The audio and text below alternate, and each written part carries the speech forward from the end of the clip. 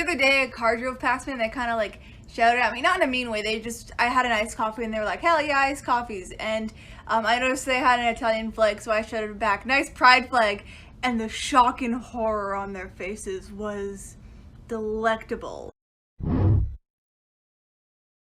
Irish word for goose, and use this information well, is gay. So when you are playing Untitled Goose Game, you can be gay and do crime. Assumptions based on your favorite color. If your favorite color is red, I think you're a man. And specifically, you are probably immature. And if it's like the default red on computers, like the RGB, yeah, you're fucking insane. Stay away from me. If your favorite color is orange, you're fucking weird. Like, you're not like quirky weird, you're really weird, like this is uncomfortable type weird. If it's that warm buttery yellow, you're probably gay and or depressed. If it's highlighter yellow, you're insecure about your height. Sorry. Highlighter green, you are insane. Maybe also non-binary. If it's forest green, you're not like other girls. You might have had a Hunger Games face. If it is light blue, I feel like you are a straight girl. If it's dark blue, you are boring. You are boring. If your favorite color is purple, you're really not like other girls. And you're depressed. And you're gay. Triple homicide. If it's pink, you're hot, but please stop drinking so much. If it's white, no it's not. If it's black, I think you'll like absurdism. You should look it up. It's pretty cool. You know what? I wish I could change my name to something like cool and funky and fresh, but I can't do it. I can't do that. Like, nay harm if that's your name. It's wonderful and I respect you greatly.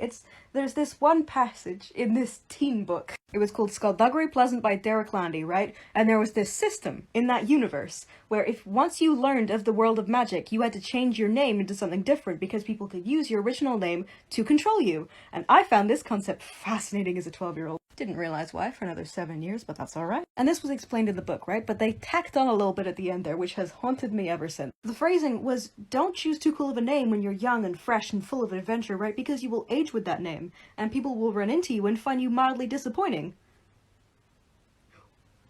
Derek! Bullshit, but it stuck with me. I'm trying to like work up the courage to change my name to something like Irish folklore-ish, but every time I get to the point where I go, maybe I should start going by it, I go, wait. What would Mr. Landy think?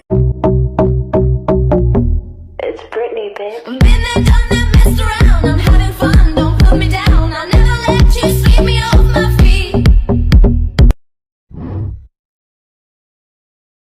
So I work at a bar, and last night I had this guy come up and order a drink, and this was a very dad-looking dude, right? Mid-50s, he was wearing a sweater vest, very normal-looking guy, and he orders a drink, and I asked him if he has a tab, and he says, yeah, and I said, what's the name on your card?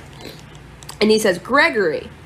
And so I'm looking for his tab, and I can't find it, and finally I find it, but I realize whoever took his tab wrote his name down as Grover. And I said, oh, it says Grover on here. And he says, yeah, well, Gregory's my government name, but my real name is Grover. And, like, it's a queer bar. That sort of thing is pretty normal. So I was like, okay, fine. But then without prompting, he pulls up his sleeve and shows me his forearm. And on his forearm is a tattoo of Grover the Muppet being crucified like Jesus. And I guess that's why people call him Grover. So that was fun. Sometimes I want the power that any pronoun using people hold over cis people, because hi, my name is Arson. I use any pronouns. Wait, what the fuck? Okay, snowflake. I'm gonna use she, her, because that's normal for you. Oh, is that the most comfortable for you? Yeah, that's fine. Okay, well, I see that your hair is like super short for a girl, so I'm gonna call you he, him, or whatever. I mean, I'm not a girl, but yeah, okay. He, him, that's fine. What the fuck? Okay, it. Huh? How does that feel? You were fucking it. It? Oh my god. Rarely people use that for me, but I like it, yeah. Okay, well, you're fucking fee, fi, fo, fum. I've never heard those neo-pronouns before. Fee, fi? Can you call me that?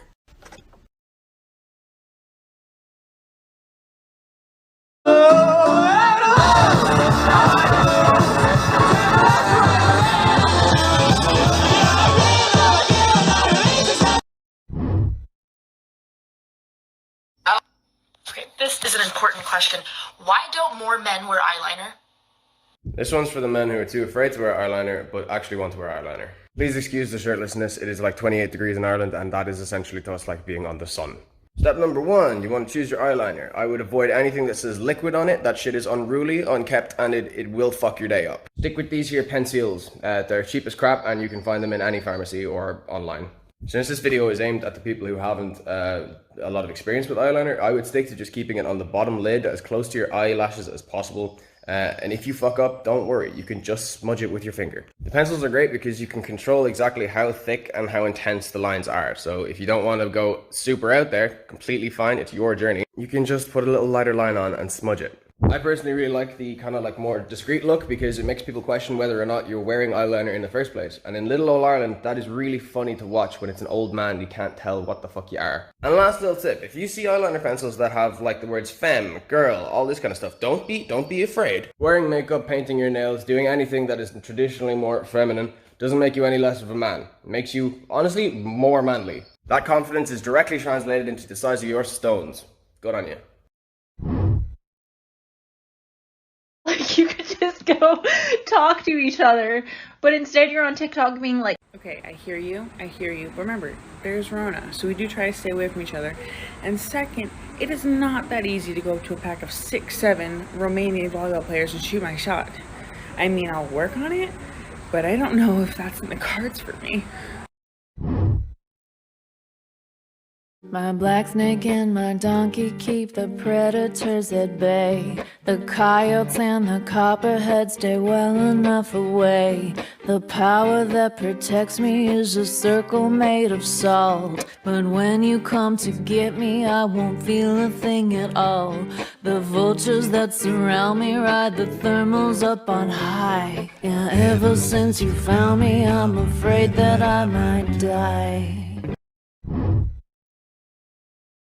Have you heard of the public universal friend? Well, listen up. In celebration of Non-Binary People's Day, we are going to tell you about one of history's earliest documented accounts of a person coming out as non-binary. This person was born in Rhode Island in 1752, assigned female at birth, and given the name Jemima Wilkinson. The person's family were Quakers, a Christian religious denomination founded in the 17th century that believed in things like prison reform, teetotalism, plain dress, and were anti-slavery. But in 1776, the person fell ill with what is believed to have been typhus. The family kept a death watch for several days, but when the person's fever broke, the person announced that Jemima Wilkinson had died and that their body had come back to life as a genderless preacher known only as the public universal friend who had been sent by God. The public universal friend wore androgynous clothing, refused gendered pronouns altogether, and would only respond to the name public universal friend, or the friend for short. The friend preached around the northern United States in the 18th century, standing for things like the abolition of slavery, and attracted followers that became known as the Society of Universal Friends. Many of these followers were unmarried women who bucked gender stereotypes and took on leading roles within their households and communities. The public universal friend has inspired many, but what is interesting is the ongoing impact the friend has had on non-binary people. And while we no longer believe that non-binary identities are sent from heaven, there's something to be said by standing by them as if they were. Gender implies the existence of gendest, like the person who has the most gender of everybody, we call them the gendest. And that person would obviously be not me. I might have some gender in the closet, but I haven't been able to find it recently. When I was younger, I used to be one of those assholes who just thought that, like, lying was funny, and most of it I regret, but this one I'm actually pretty proud of. I convinced one of my friends, while we were in high school, that the reason why male-bodied people had an Adam's apple was because it was like a spare tire for your testicles, and that when we were quadrupeds, if you somehow managed to lose a nut, it would just kind of like migrate down on its own, but that since we became bipedal, the distance became too much. And so now, like, technically you could have it done through surgery, but no one really did it because that surgery had a really high mortality rate, and she believed me for months. And now this girl is about to graduate college with a degree in biology. Aaron, you were so sweet when you were little. What happened? When I was little, I thought you were God. I thought if I disobeyed you, I would end up dead in a ditch. Since then, I have gained critical thinking skills. My bad on that one. What are you doing in my house? What are you doing in my house? I want waffle fries. You know, yeah. Being intersex just sets you up to be non-binary by default. Like, I don't know how else I would have turned out, you know what I mean? I was always a tomboy growing up, and I was a bit of a late bloomer when it came to puberty. When my facial hair started growing, I wasn't mad at it, you know? I was like, okay, cool. The gender that's in my heart matches up with the expression that my body gave me. So, yeah, I was born non-binary. How about that? I promise you this. You guys are mushrooms. Do you know how many people love you? Just the fact that you're mushrooms. Queer people love you. Queer people draw you all the time. They like you so much. They like your shape. They turn you into earrings. Oh my god, look at the sky. Look at the moon. Oh, it's gorgeous. I say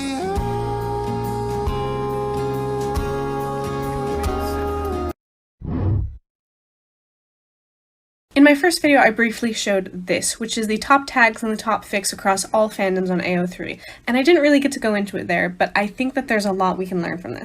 Now, I know I've talked a lot about sex in fanfiction because it's interesting and it is central, but look at the top tags here. It's fluff, angst, and hurt comfort. These are emotional markers. Normally when you read fiction, you get genre markers, like fantasy or science fiction or noir, but in fanfiction, that's not what you're looking for and that's not what you get. These are all about how it's going to make you feel. When you read fanfiction, you get to decide what you're going to feel going into it, and the writers get to decide what they're going to feel in writing it. In fanfiction tagging culture, there's this almost emotional consent that goes into reading it. And I think that's why you see all these posts about people using fanfiction as therapy, because in this space, you get complete control over what you're feeling and the characters you get to empathize with. Look, gender's pretty simple. You have the x-axis, you're female, y-axis, they're male. You can be anywhere you like along the y-axis, anywhere you like along the x-axis. You can even be between the two. See, I'm drawing some dots there, and as long as you're between the x-axis and the y-axis, wait, stop zooming out. Stop it, stop. Hello, my name's Carter and I'm rebuilding an old church bus. It's actually an old bus my dad bought in the 70s from Ohio. He built a house out of it, and for 40 years it's just been sitting, so I'm gonna rebuild it. I happened to find the original plates in a window that was drywalled over, so as well as the original manufacturing card, so that's cool. Follow me for progress on this sexy beat. Today on social media, I came across this post. Basically, there is now a gender-neutral pronoun in written Chinese. This new character consists of the character that means none, and the radical that got taken from the he, him, and she, her characters. Not him, not her, and therefore they, them. At first glance, I was so happy. I liked the post right away. I was like, yes, we need to make our language more inclusive. But then I remember the history of Chinese pronouns, and now I'm kind of conflicted. You see, there are 4 third-person singular pronouns in simplified Chinese. They are ta, he, him, ta, she, her, ta, it, and ta, they, them, but for deities only. As you may have noticed, all of them have the same pronunciation, and that's because the spoken language of Mandarin is actually gender neutral. It's all just ta, unless you specify the context. The gender differentiation in written Chinese was actually a result of Western influence. You see, for the longest time in Chinese history, by the longest time I meant until the 1920s, we did not have ta, we did not have she, her. We had ta, but for everyone. That was the gender neutral pronoun. And the radical that I circled over here in ta means human. This was the pronoun for all humans. On one hand, I really want to celebrate the creation of more inclusion in our language, but on the other hand, we had inclusion to begin with. We included all humans. It was Western influence that took that away. What do you guys think?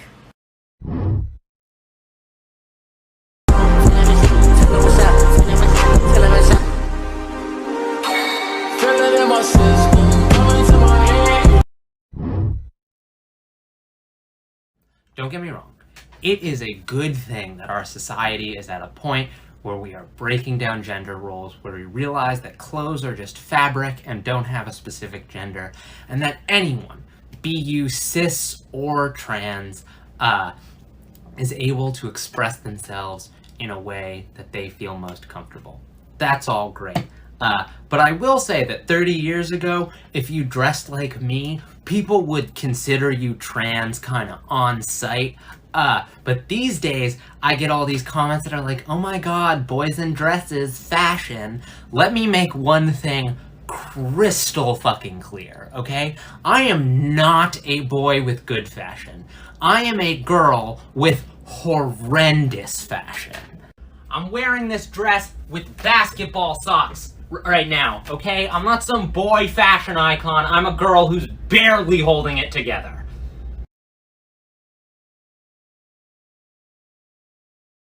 Biology, you'll never be a man, you'll always be a woman. Checkmate, bingo. Okay. Alright, that's so, cis, heterosexual male. How's about you come here and give me a kiss? Unless you're scared. Forget everything you know about being a human. Hiss at things you don't like. Hiss at things you do like. Hiss at things. Someone's bothering you? Bite them. You want to show someone you love them? Bite them. Unsure about someone? Just fucking bite them. Who gives a fuck? Just bite them. You don't need a toilet. The world is your toilet. From now on, you live, breathe, and speak for the trees. Civilization means nothing to you. Reject all that you know. Eat what you don't. This has always been one of my favorite shirts. Like, I've had this probably since I was like 16 or 17. And I haven't really worn it since transitioning because I have two fears. One, that this makes me kind of look like a fuckboy. Some sort of like douchey person. The other is that people could also see me as a monster fucker, and I'm not down for that. You're right, I don't find men attractive. And a lot of men are like, oh my god, I would never find you attractive. And I think that that's really interesting. I often joke about that, but here's the thing. I have had a boyfriend when I looked and dressed like this. I thought that I was bi for a while. Turns out I'm not. And you know, the fact that I did really just showcases to me how wonderful my personality is. Like that dickwad, whom I hate with my entire soul, dealt with me dressing like this and going out on dates with this man. I held hands with a man that wore socks. Ugh! Not just socks, I was gonna say socks and slides, but then it... Men can't wear socks!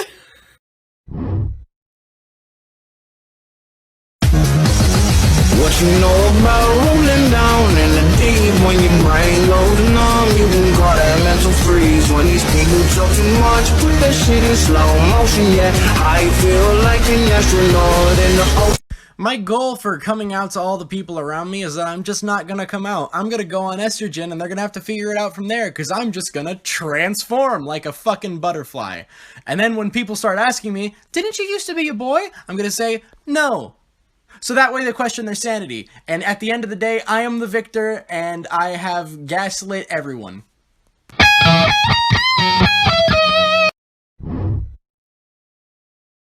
Listen, alright? I'm tired of this fucking trope that asexuals are all cute and innocent. No, I'm fucking stupid, okay? When a weird girl that I semi-knew in high school came up to me and was like, I have a secret to tell you, and then proceeded to tell me that she was into water sports, I went, bitch, that's not a secret! Most people like swimming! I'm not innocent! I'm dumb! Something I feel that's inherently weird that isn't talked about enough is how we as human beings, when we decide that we're tired and want to go to sleep, we go find a place to lay down and just fucking pretend we're unconscious for 15 to 20 minutes. We're just like, yeah, let me cosplay as a dead body real quick and not move a single fucking muscle. So in X amount of time, my subconscious will take over and I'll actually be asleep. But before then, and I'm always doing like breath exercises when I go to sleep. And I'm just like, if I drowned right now, how long could I hold my breath? And I'm like,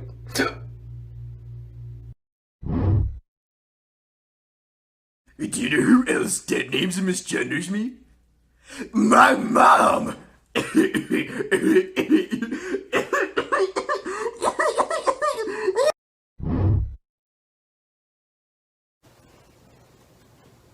Hello.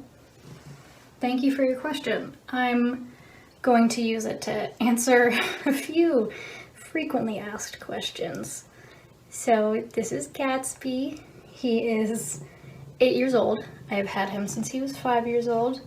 He was 28 pounds when I adopted him. He is down to 20 pounds. Still a pretty big boy. He's a Nebelong, which is essentially just a long-haired Russian blue. Oh, yes, yes you are. Thank you, thank you. He's a big baby. This is actually his favorite way to be carried. You can't see him. There it is. This is his favorite way to be carried. You can hear him purring up a storm. He says he loves his fans. Thank you. Yes. Such a good boy you are.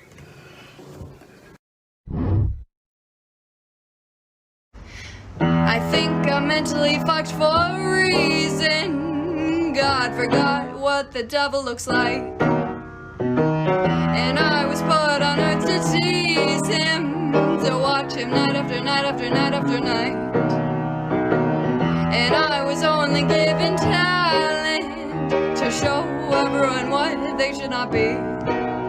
God fucking my brain was for a reason. He said paint a picture of the devil for me.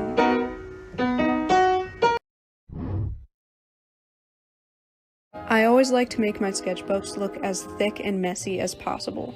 This goal pushes me to think of outside of the box ways to fill up pages. I'll rip pages out, make new pages, sticking found objects and trash in it. I remember once I taped pieces of a broken phone onto a page.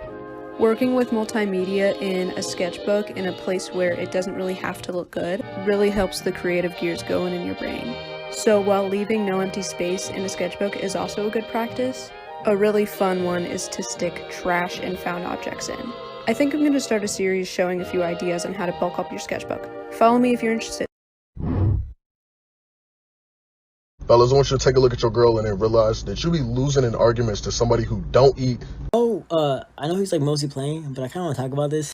I feel like men within straight relationships aren't like losing arguments because of like, hold on. I was talking about this with a friend and she was explaining like some stuff like with her partner. And then I just like, hold on, because I always see this. I was thinking like, why is it that a lot of women are usually just like right in their arguments? And it's not because women are like stuck up or anything like that, or like they're all knowing. Men just really don't think. Hold on, hear me out.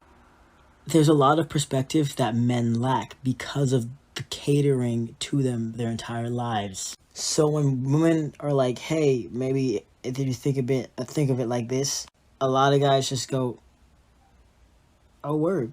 Shit. Okay, I didn't think about it that way. It is very beneficial to be friends with women, not sexually. Okay, look. I'm non-binary to trans people, but I'm female to male to cis people. And it's gonna stay that way, you know? Dude, I think people are catching on to the whole climate change thing.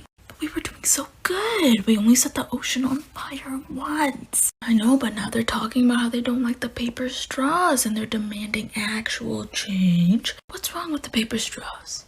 I like how they got all soggy in my mouth. Yeah, it feels like you're eating used toilet paper and it helped me remember some childhood trauma. But if they don't give a shit about the turtles anymore, what are we gonna do? I don't know. We can't have them realize it's their overconsumption and our complete disregard for any type of life. What if we just put those 3 green arrows on every plastic product and then said, please throw in ocean? That could work. Do you think they know that the recycling industry crashed in 2018? Has everyone collectively learned how to read? How do they figure this out? What if we just wrote compostable on everything? That could work. Do you know what that means? No, and I don't care to learn. I don't think anyone else will give a shit either. If we just put it in green words, they'll like it, right? Yeah, they'll just end up throwing it wherever they want anyways. We're so good at this. Right. Should we kiss? We both have wives and kids, Mark. They don't need to know. Do you have the coal that we were supposed to burn for fun? No, but I do have the coordinates to some beautiful untouched forest that we can carpet bomb and then develop on. Oh, what are we gonna make? How about a strip mall that goes out of business in 3 years? You know what? I will take you up on that kiss. I don't know why, but I feel like I need to specify that I'm not actually like transgender or anything. I'm just a sexy little bitch, man! Oh, we cheeky, oh! Brothers and sisters are natural enemies, like Englishmen and Scots, or Welshmen and Scots, or Japanese and Scots, or Scots and other Scots. Damn Scots! They ruined Scotland!